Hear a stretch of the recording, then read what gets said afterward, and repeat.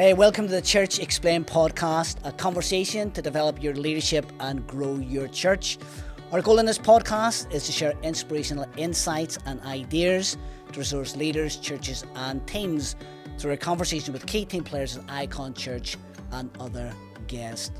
Today we're joined by Claire Pedrick, and we're going to look at this idea of coaching as a discipleship model.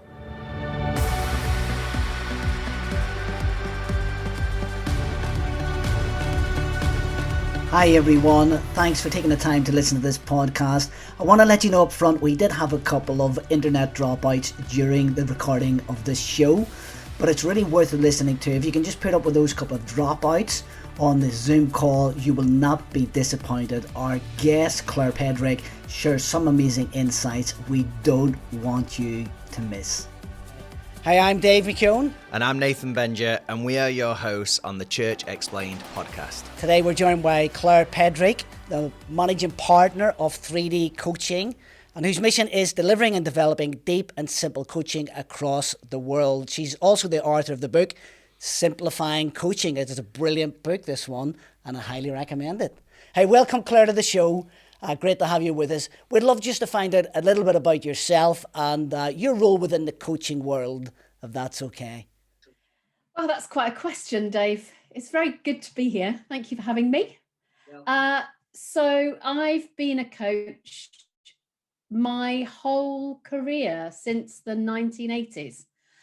So I started off as a teacher, and I was a mission partner at a rural secondary school in Kenya for 2.5 years, where I learned a lot about power that was given to you that you didn't deserve, and all sorts of interesting things about the dynamics between people. So the school that I was working in was in the Kikuyu area of Kenya. And of course, they were very badly impacted through independence. And the story of independence depends on which side you're standing, whether you're standing on the British side or whether you're standing on the Kikuyu side. So that was a really interesting place to work. I then came back to the UK and got a job doing what was called then information and counselling, really listening to and coaching and mentoring people who wanted themselves to work overseas in mission, in aid or in development. So I spent 8 years doing that and never thought it was counselling. Never felt comfortable with the counselling word, but it was the only word there was. And then I read an article about coaching so I got some training. There wasn't much around then, but the amazing thing is that that's led me to be one of the earliest coaches in the world, I guess, because I've been doing it for pretty much my whole career. And so strange things that have happened to us. What I'll say to you now is not what I'd have said to you even a year ago. So now I develop coaches across the world to become really excellent at the way they have conversations with people. And I have colleagues who now work for 3D Coaching who do a huge amount of work in the church, supporting people to have even better conversations using a kind of coaching style. Coaching all over the place, really, as you say, because of lockdown. That's given you... That'd be a great tagline.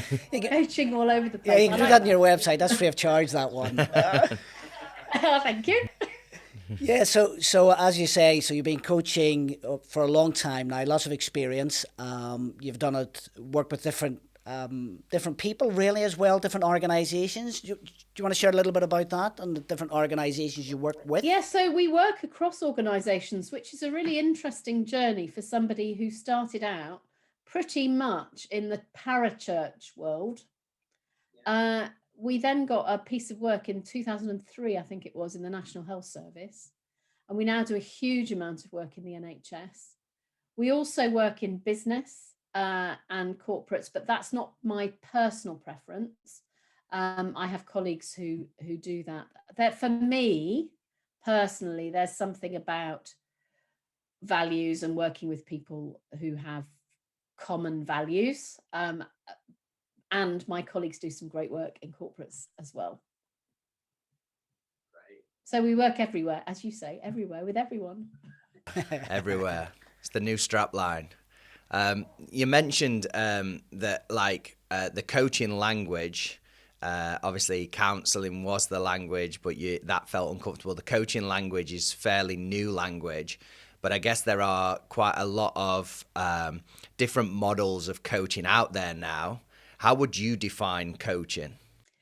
There are so many there, Nathan. It's scary. And because coaching is a business, so there's a lot of stuff out there that is out there to generate money. So you create your coaching model and then you sell it globally. And I have some real ethical issues with that, actually, says she who's written a book that's gone global. But for me, all it is a conversation between two people about one of us, where the person it's about feels heard and gets new insights into their own stuff that moves them forward.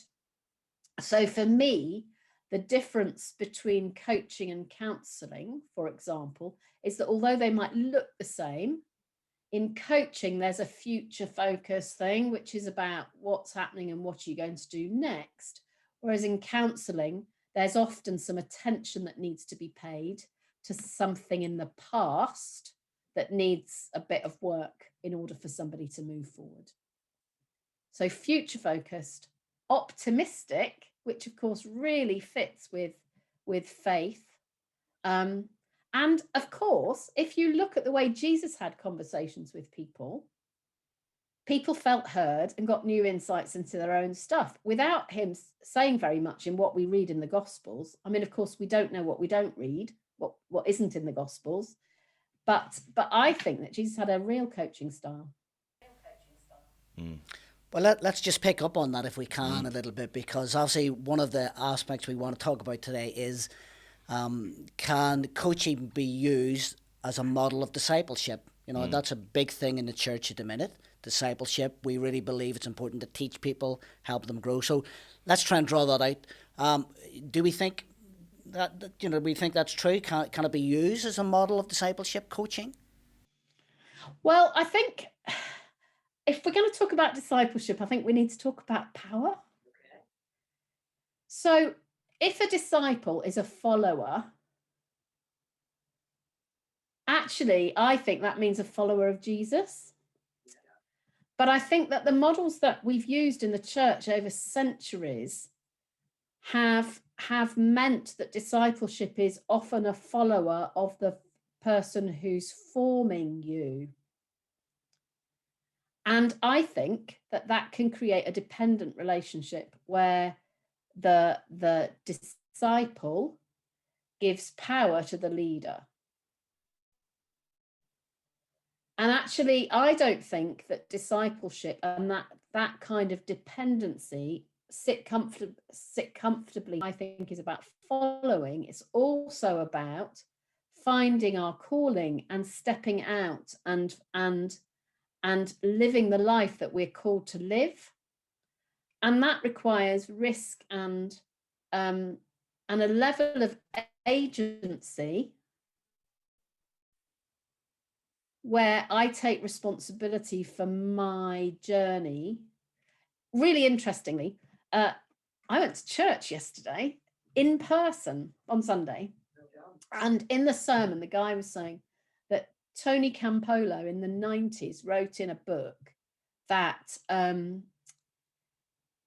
many people chose to kind of live a simple life and get to dying without too much from living to dying without taking I think discipleship is about stepping out. I think it's about being brave and courageous and stepping into the not knowing space and doing the things that we've been called to do by God.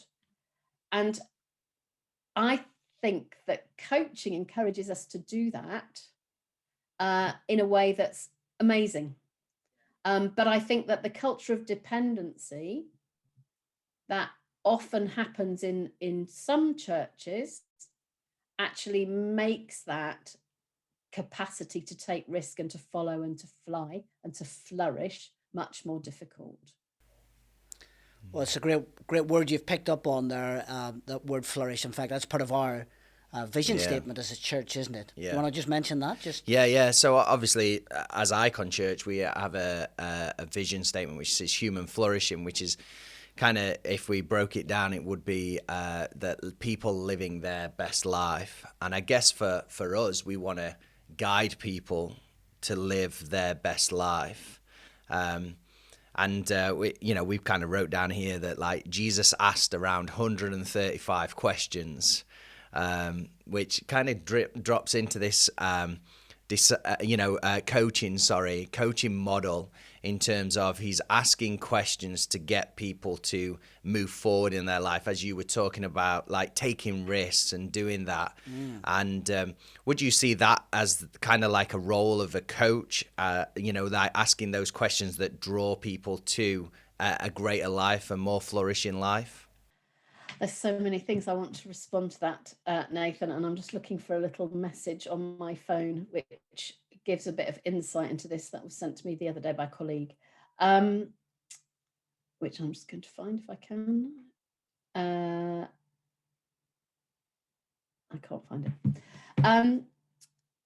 I think the thing about Jesus is that if you go through the conversations that Jesus had with other people through the Gospels, almost always he left responsibility with them to pick it up. So they have a conversation, and then he goes, take up your bed and walk. Or he leaves the responsibility at the end with them to decide whether they choose to take it up or whether they choose not to take it up. And I think that often in churches, we think that in order for people to do that, we need to tell them what to do. And the challenge is, you can't make meaning for somebody else. They can only make meaning for themselves. And that's true. That's visible in all the way through the Gospels. They make meaning for themselves. Jesus said, who do you say that I am? He doesn't go, right, let me sit down and let me just tell you some things. Who do you say that I am? So he leaves the question with them. And there was an amazing little thing that my colleague sent me the other day, which isn't ours, but it's about an egg. And it says that there are two ways of breaking an egg. One is that you break it from the inside, and the embryo comes out and flourishes and has life. And that's when it's broken from the inside. When it's broken from the outside, that's the end of the egg, really.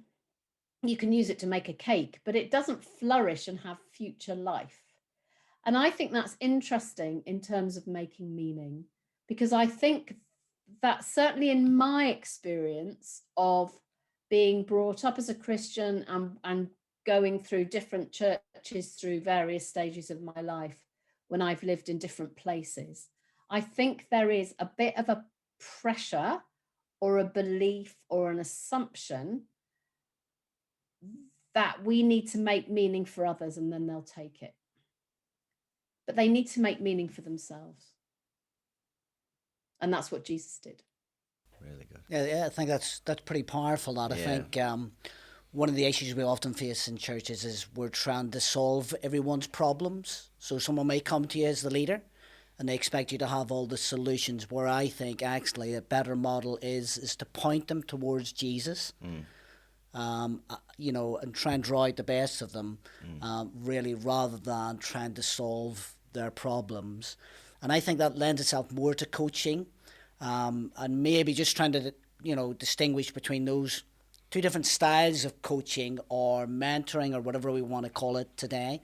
As you say, one is more old style, where people would go to the leader and they would look for all the answers. We're saying actually coaching is a better way to understand that, is in the sense of someone coming and they get some insight into their lives, but we don't do the work for them.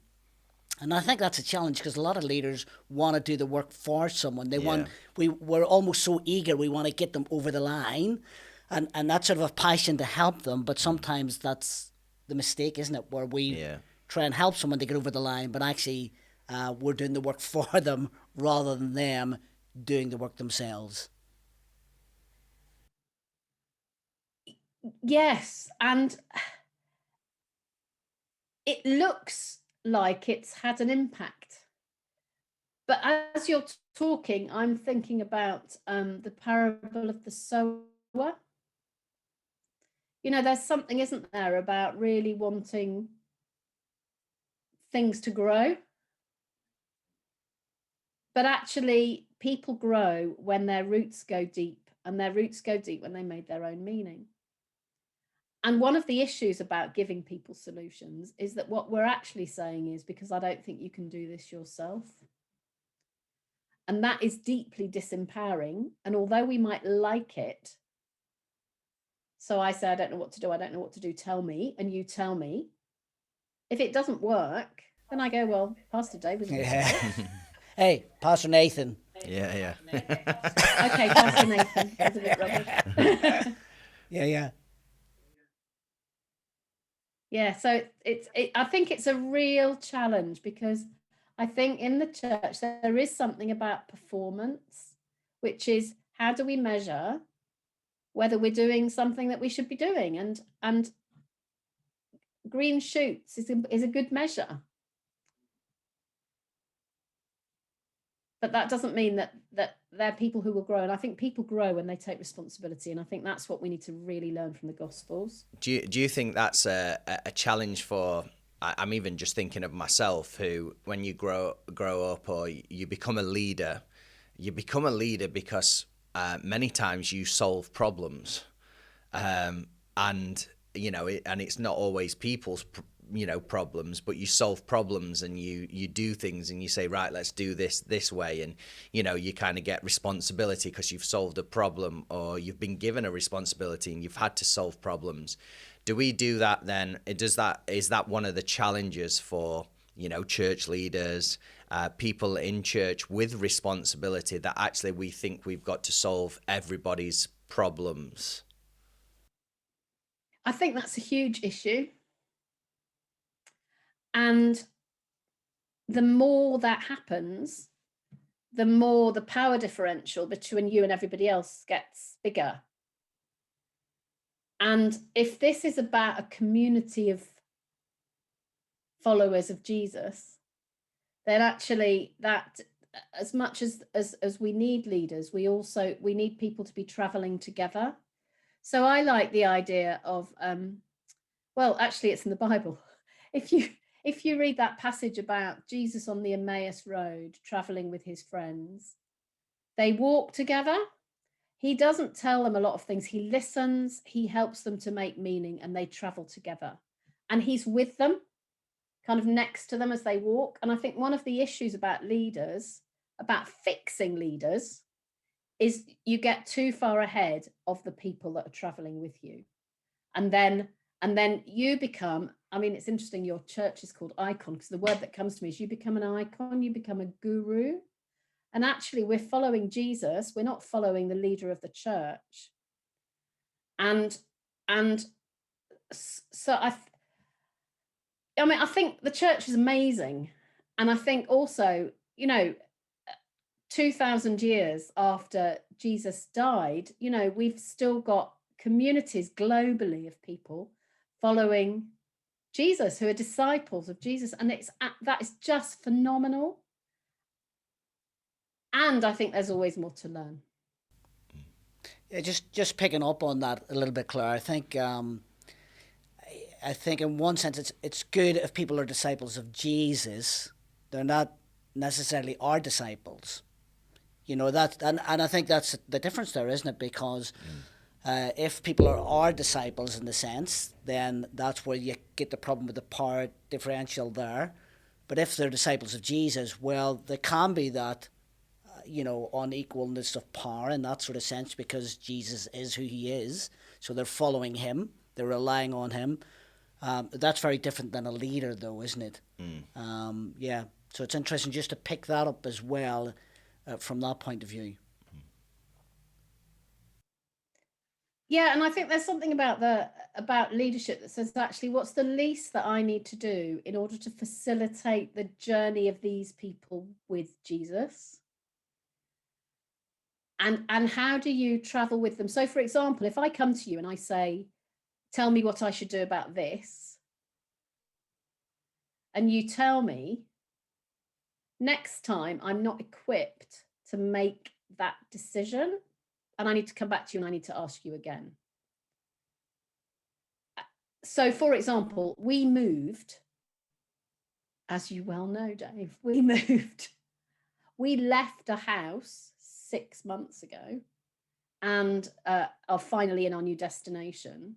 And actually, we needed to work out under God where we needed to be and what that needed to be like.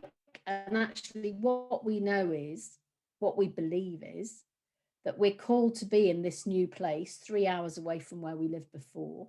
And we don't know why. We don't know why we're here, and we don't know what it is that we're going to do now we're here, but we're here. Now, that courage, and I'm not kind of blowing courage trumpet, but I'm just thinking that level of courage has come from learning to be in churches, but also to recognize that it's my journey under God, my husband's journey under God, our journey under God, and that there's discernment that we need to learn how to discern.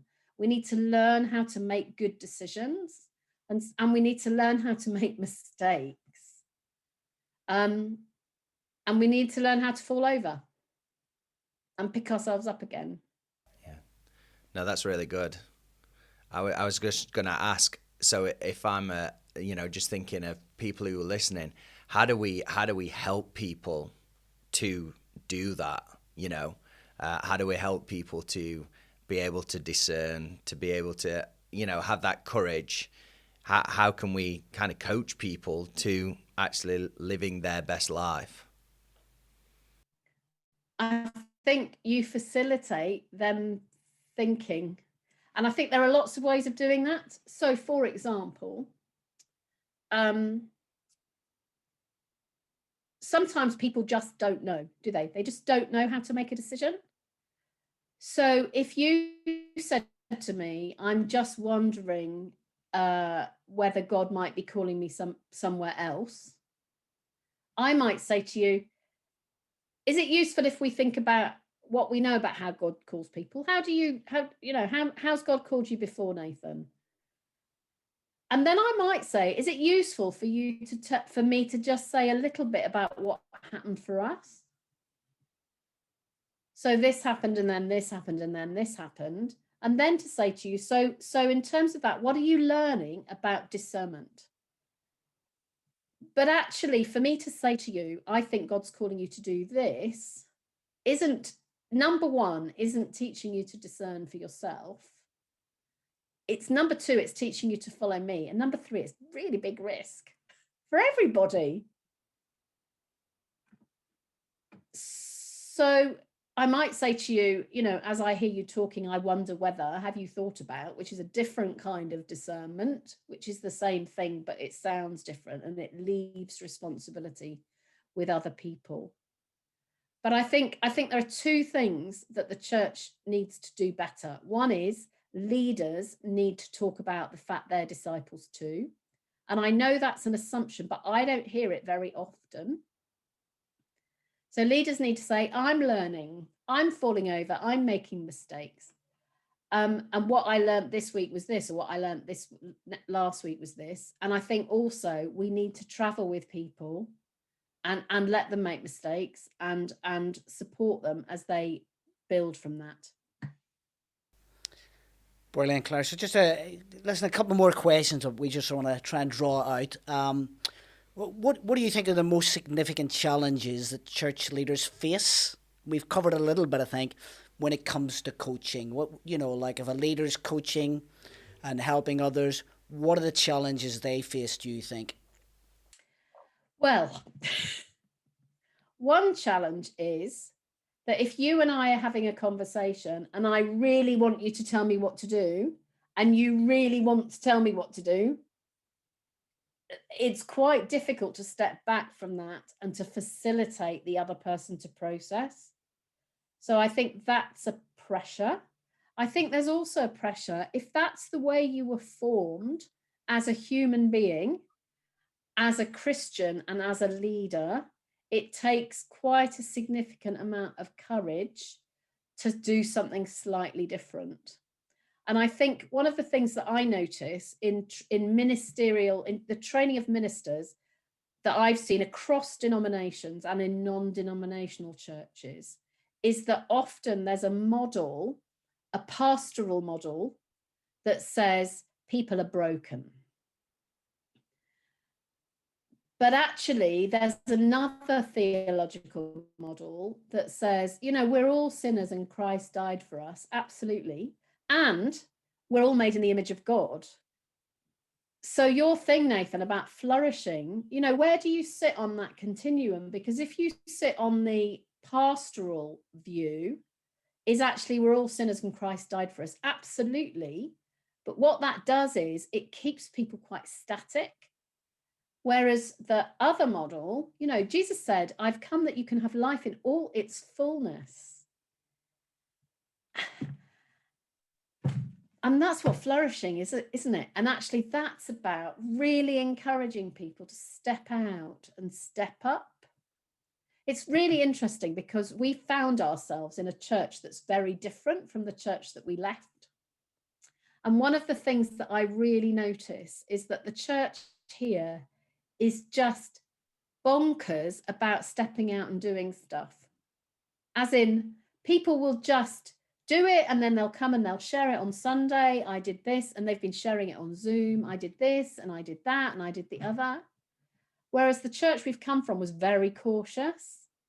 And it's interesting to notice when you move from one culture to another, you notice culture a lot, don't you, in the first few weeks and months, is how significantly different the pastoral, life's difficult for everybody, let's care for each other, is from the, let's just try some stuff out, see what happens. And that courage is really demonstrated, I think, in different ways in different cultures. And part of that's about control. Yeah. No, that's really good. And you picking up on the different kind of cultures and the different ways we lead church is really important in terms of the way that people respond or the way that people live out their lives. I think is like a key takeaway for somebody who's listening to this. What other steps could leaders take? Like, should they wish to become a better coach, better leader? What are some other steps that they could take? Listen. Like, really listen, rather than listening to say something. And I think in many churches, what happens is people listen to share the gospel.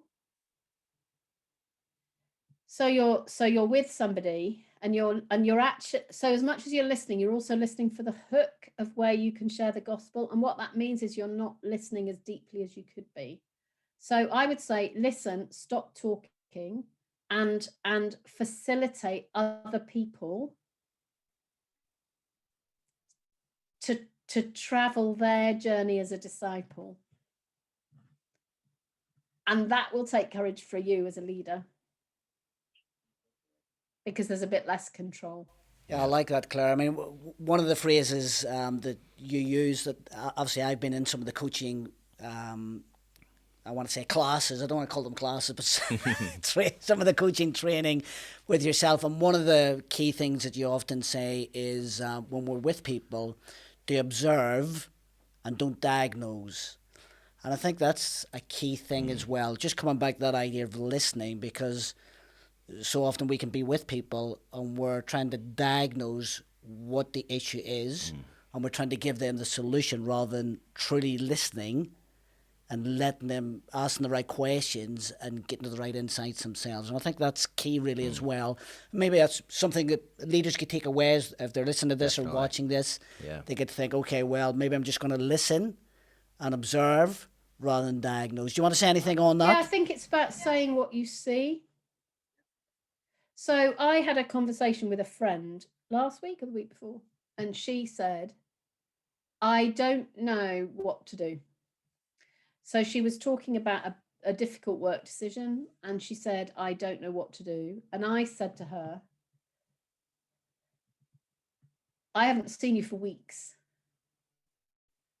And when we met by the fountain to go for our socially distanced walk, you didn't say hello. You just told me how stressed and unhappy you were. And I wonder whether that's telling you something. So that's a really good example of noticing and not diagnosing, because that's not her nature. Her nature is to go, hello, how are you? And she just went, bleh! So to tell her that, and she went, did I not say hello? And I went, well, that's not a criticism. It's just it's an observation of how full up you are with this decision. And then I said, have you already decided? And she went, yeah, I have. Whereas actually often we go, do you know what I think you should do is I think you should give it another week, and then I think you should do this, and then I think you should talk to your line manager, and then I think you should do the other. But that doesn't give credit to what people have done already. That's a kind of taking over. It's saying, just get out of the way. I'm going to tell you what to do. We need to be more in partnership. You know, in the Bible, it talks about partnership in the gospel.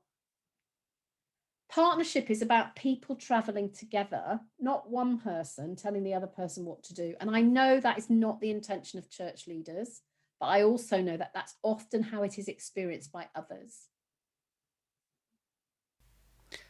So I think that's a great... No, it's good. Yeah, it is controversial, but it's good, because I think the bottom line is if leaders hear this and they take a different approach in the sense of listening and observing rather than diagnosing, actually they'll save themselves a lot of hassle, won't they, going in the future? Where rather than people coming in and saying, well, Pastor Nathan, I'm picking on Nathan now, you told me to do this and it didn't work out, it's your fault. That's really what they're thinking deep down. But the other model is actually we listened, we went along together, but you made the decision. And I think that's much more freeing for the leader and for the leader's health, I think, as well. Yeah, definitely. And also, like, even you just said, like, you know, a little bit controversial, it helps us as leaders to think. Yeah. Because many times we just get in the doing. Yeah. And we're just in the flow of what we've always done. But, you know, the great thing is to then take stock and to think about, how am I leading? How am I doing this? And, you know, because we're not doing anything out of a place of, you know, a bad place, but actually it's good at times just to look back and go, okay, is this my tendency or is this my tendency? And can I do this better to improve myself? So, yeah. Wonderful. Clara, any final words to anyone listening today? What advice? I mean, obviously a mix of leaders who'll probably listen to this podcast, all sorts of people from all over the world probably listening. What advice would you give to them in your last final words? I think when you say less and listen more, you notice God in the conversation much more. So the very last line of my book says, take off your shoes. Actually, if you're getting people to do less of the work.